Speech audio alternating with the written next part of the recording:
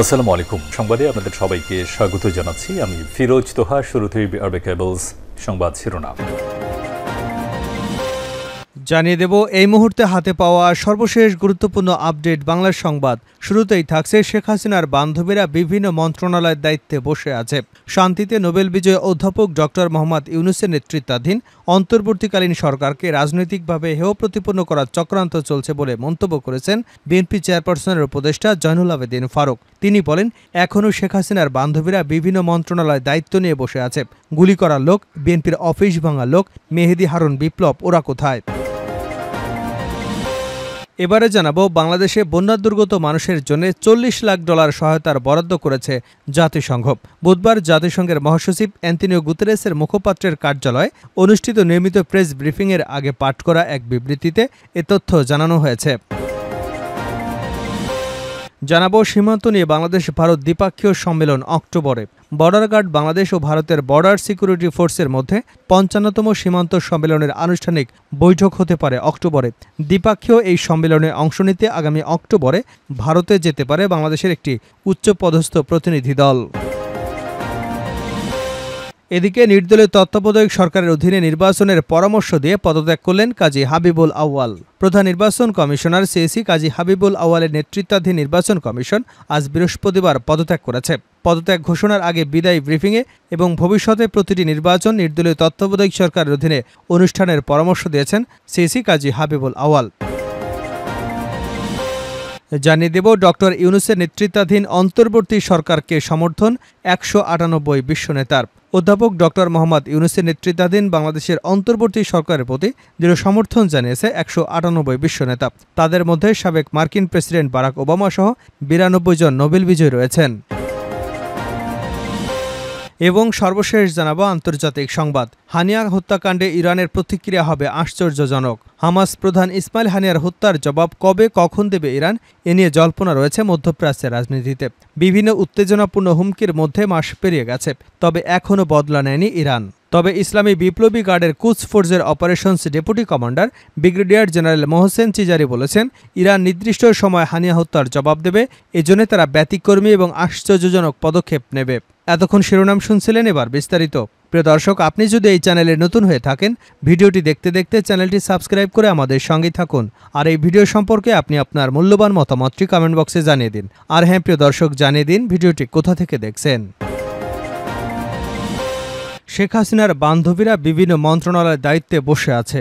শান্তিতে নোবেল বিজয়ী অধ্যাপক ডক্টর মোহাম্মদ ইউনূসের নেতৃত্বাধীন অন্তর্বর্তীকালীন সরকারকে রাজনৈতিকভাবে হেয় প্রতিপন্ন করার চক্রান্ত চলছে বলে মন্তব্য করেছেন বিএনপি চেয়ারপারসনের উপদেষ্টা জয়নুল আবেদিন ফারুক। তিনি বলেন, এখনও শেখ হাসিনার বান্ধবীরা বিভিন্ন মন্ত্রণালয়ের দায়িত্ব নিয়ে বসে আছে। গুলি করার লোক, বিএনপির অফিস ভাঙা নায়ক মেহেদী হারুন বিপ্লব, ওরা কোথায়? এখনও পুলিশের বিভিন্ন পদে শেখ হাসিনার লোকেরা বহাল তবিয়তে আছে। এদেরকে যদি আইনের আওতায় না আনেন, তাহলে মানুষ কথা বলবে, মানুষ কষ্ট পাবে। অনুগ্রহ করে এদেরকে আইনের আওতায় আনুন। বৃহস্পতিবার জাতীয় প্রেস ক্লাবের সামনে বাংলাদেশ ইয়ুথ ফোরাম আয়োজিত এক প্রতিবাদী সভায় প্রধান অতিথির বক্তব্যে তিনি এসব কথা বলেন। জয়নুল আবেদিন ফারুক বলেন, খুনি হাসিনার ক্ষমা নেই। খুনি হাসিনাকে বাংলাদেশে এনে বিচার করতে হবে। বাংলাদেশের মানুষ পুলিশ কর্মকর্তা শেখ হাসিনার নির্দেশে গুলি করেছেন, তাদেরকে আইনের আওতায় আনতে হবে। না হলে আমাদের ছাত্র সমাজে যারা আত্মহুতি দিয়েছেন তারা কবরে থেকেও শান্তি পাবে না। অন্তর্বর্তীকালীন সরকারকে সময়ক্ষেপণ না করার অনুরোধ জানিয়ে বিএনপির এই নেতা বলেন, জনগণের প্রত্যাশা আপনাকে পূরণ করতে হবে। বাংলাদেশের সাংবিধানিক প্রতিষ্ঠানগুলো যারা ধ্বংস করে দিয়েছে, যারা বিচার বিভাগকে নিজের তল্পিবাহক বানিয়েছে, যারা স্রেফ সংসদকে নিজেদের দলের কর্মী সভায় পরিণত করেছে, যারা বাংলাদেশের নির্বাচন কমিশনকে ধ্বংস করেছে, তারা আজকে প্রেস কনফারেন্স করে বিদায় নিলে চলবে না, তাদেরকে আইনের আওতায় আনতে হবে। তিনি বলেন, যতদিন শেখ হাসিনা ক্ষমতায় ছিল ততদিন নিরীহ মানুষকে হত্যা করা হয়েছে। আমার নেত্রীকে বিনা দোষে সাজা দেওয়া হয়েছে। সেই শেখ হাসিনার বিচার আমরা দেখে যেতে চাই। শেখ হাসিনাকে ভারত থেকে ফেরত আনতে হবে, আনার প্রয়োজনীয়তা দেখা দিয়েছে। জয়নুল আবেদিন ফারুক আরও বলেন, আবু সাইদের রক্তের দাগ না শুকাতেই এই সরকারের বিরুদ্ধে ষড়যন্ত্র করে দেশকে অশান্ত করবার প্রক্রিয়া আমরা দেখতে পাচ্ছি। একজন রাজনৈতিক কর্মী হিসেবে, স্বাধীনতা যুদ্ধের একজন কর্মী হিসেবে আমাদের দায়িত্ব অপরিসীম। বাংলাদেশের বন্যা দুর্গতদের জন্য $40 লাখ বরাদ্দের ঘোষণা জাতিসংঘের। বাংলাদেশে বন্যা দুর্গত মানুষের জন্য $40 লাখ সহায়তা বরাদ্দ করেছে জাতিসংঘ। বুধবার জাতিসংঘের মহাসচিব অ্যান্তোনিও গুতেরেসের মুখপাত্রের কার্যালয়ে অনুষ্ঠিত নিয়মিত প্রেস ব্রিফিংয়ের আগে পাঠ করা এক বিবৃতিতে এ তথ্য জানানো হয়েছে। জাতিসংঘের মহাসচিবের মুখপাত্র স্টিফেন ডুজারিক ব্রিফিংয়ে প্রশ্নোত্তর পর্বের আগে বিশ্বের বিভিন্ন বিষয়ের সঙ্গে বাংলাদেশের বন্যা পরিস্থিতি নিয়ে বিবৃতিটি পাঠ করেন। ডুজারিক বলেন, জাতিসংঘের ভারপ্রাপ্ত জরুরি ত্রাণ সমন্বয়কারী জয়েস এমসোয়া সংস্থা নিজস্ব কেন্দ্রীয় জরুরি সহায়তা তহবিল নামক মানবিক সহায়তা তহবিল থেকে বাংলাদেশের জন্য এ বরাদ্দ দিয়েছে।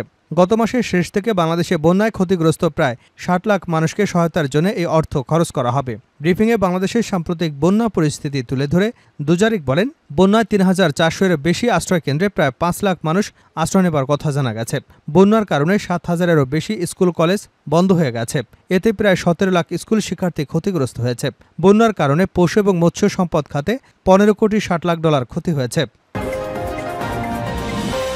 সীমান্ত নিয়ে বাংলাদেশ ভারত দ্বিপাক্ষীয় সম্মেলন অক্টোবরে। বর্ডার গার্ড বাংলাদেশ ও ভারতের বর্ডার সিকিউরিটি ফোর্সের মধ্যে 55তম সীমান্ত সম্মেলনের আনুষ্ঠানিক বৈঠক হতে পারে অক্টোবরে।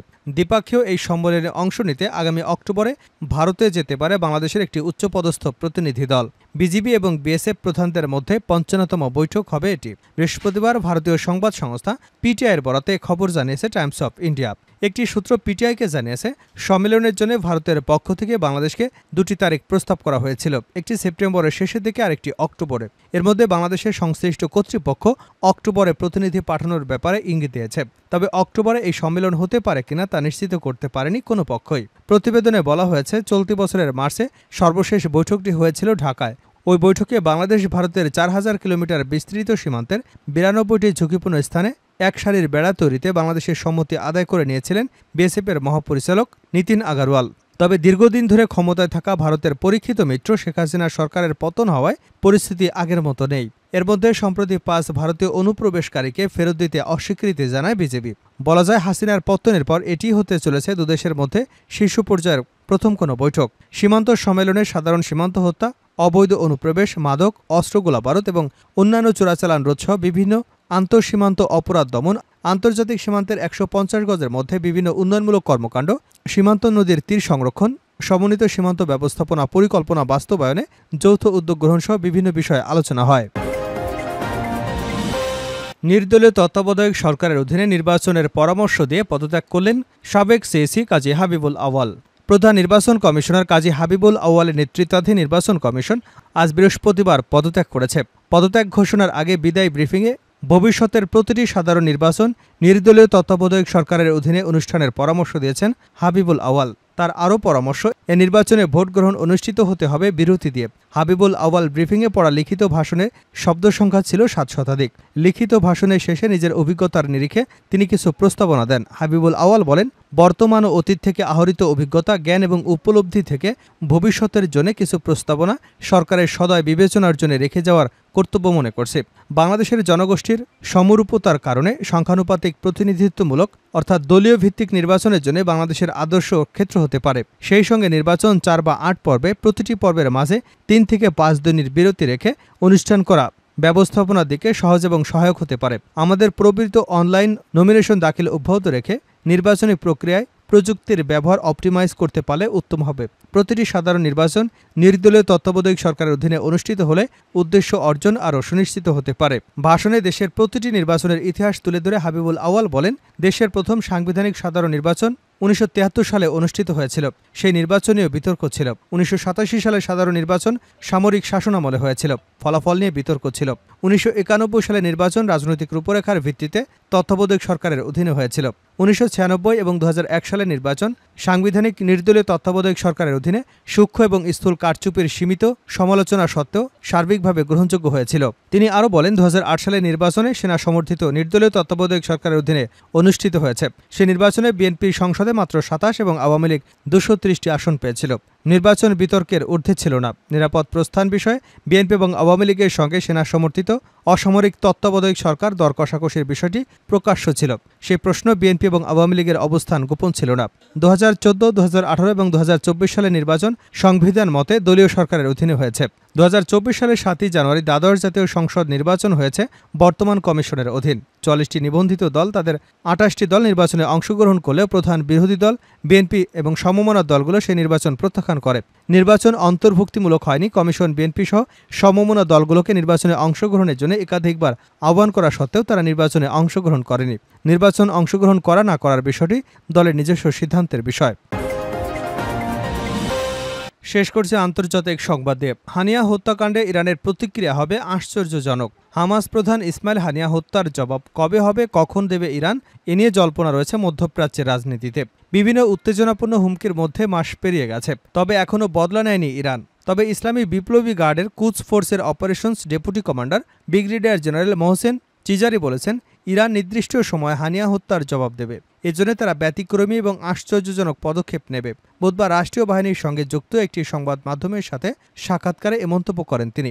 সূত্র বলছে, হানিয়া হত্যার প্রতিশোধ নিতে ইরান দেরি করেছে কৌশলগত কারণে। তবে লেবাননে ইরানপন্থী প্রতিরোধ আন্দোলন হিজবুল্লাহ তাদের শীর্ষ কমান্ডার ফুয়াদ শুকুরের হত্যার প্রতিক্রিয়া হিসেবে ইসরায়েলে হামলা চালিয়েছে। ইরানের প্রেসিডেন্ট মাসুদ পেজেশকিয়ানের শপথ গ্রহণ অনুষ্ঠানের একদিন পর 31শে জুলাই ইরানের রাজধানী তেহরানে অতিথি ভবনে হত্যা করা হয় হানিয়াকে। এদিকে গাজায় বর্বর আগ্রাসনের মধ্যে পশ্চিম তীরে হামলা চালিয়ে যাচ্ছে ইসরায়েল। এ নিয়ে মোহসেন চিজারি বলেছেন, অধিকৃত পশ্চিম তীরে ফিলিস্তিনিদের বিরুদ্ধে ইসরায়েলি শাসকদের অপরাধ বিশ্বজুড়ে মানুষকে চিহ্নিত করেছে যে ইসরায়েল একটি দখলদারি এবং নিপীড়নকারী যন্ত্র।